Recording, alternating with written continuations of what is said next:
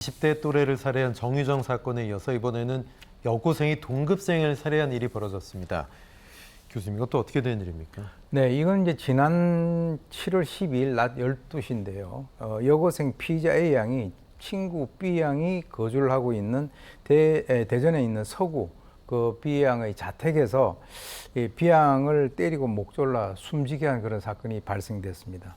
B양이 숨지자 이 A양 같은 경우는 극단적 선택을 하려고 했다라고 하는 보도가 있는데 거기에 실패하자 전화를 걸어서 경찰에 자수 의사를 갖다가 이제 그 전해 왔다라고 하는데요. 경찰 조사에서 이 범행 동기가 이제 상당히 좀 궁금한데 이 A양은 그 B양과 둘이 단짝 친구였는데 같이 쭉 사귀다가 이제 그만 사귀자라고 하는 그 말에 격분해서 다투는 과정에서 살해했다라고 이제 진술을 했는데요. 경찰은 이 A양을 살인 혐의로 구속영장을 신청했습니다. 예. 그런데 이 사건에 숨겨진 이야기가 A양이 숨진 학생을 상대로 과거에 학교 폭력을 저질렀었다고요? 네, 이제 새로운 사실이 밝혀지면서 이 A양의 진술에 있어서 신빙성이 좀 떨어지게 되는데요.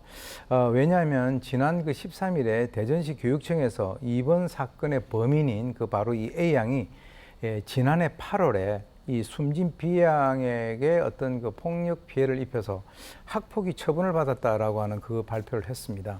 그런데 이제 그 사건 때 이 B양의 그 유족 측은 얘기를 하기를 이 B양이 이 A양을 다른 학교로 전학을 시켜달라고 강력히 요구를 했음에도 불구하고 그 당시에 다른 반으로 가서 상당히 같은 학교 공간 내에서 생활하는 데 있어서 심리적인 압박을 많이 받았다라고 하는 그런 얘기가 이제 현재 들려오고 있습니다. 네. 그렇다면 뭐 당시 학폭 관련된 처분과 이번 살인도 어떤 연관이 있지 않을까 보는데 어떻게 보십니까?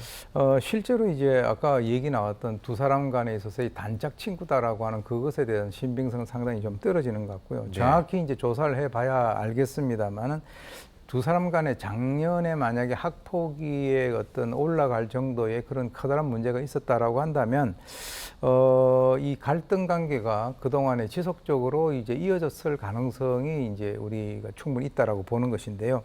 학교라든가 교육청 입장에서는 여러 가지 사정이 있었겠지만 지난번 사건 때 같은 학교 내에 다른 반으로 보내는 것이 아니라 아예 다른 학교로 전학을 시켰더라면 이번 그 일이 발생하지 않았을까라고 하는 그런 아쉬움이 드는 그런 대목입니다. 예, 말씀하신 것처럼 학교는 부인하고 있습니다만 학폭위 처분과 무관하다는 입장인데 학교 책임도 있어 보이는데 어떻게 보세요?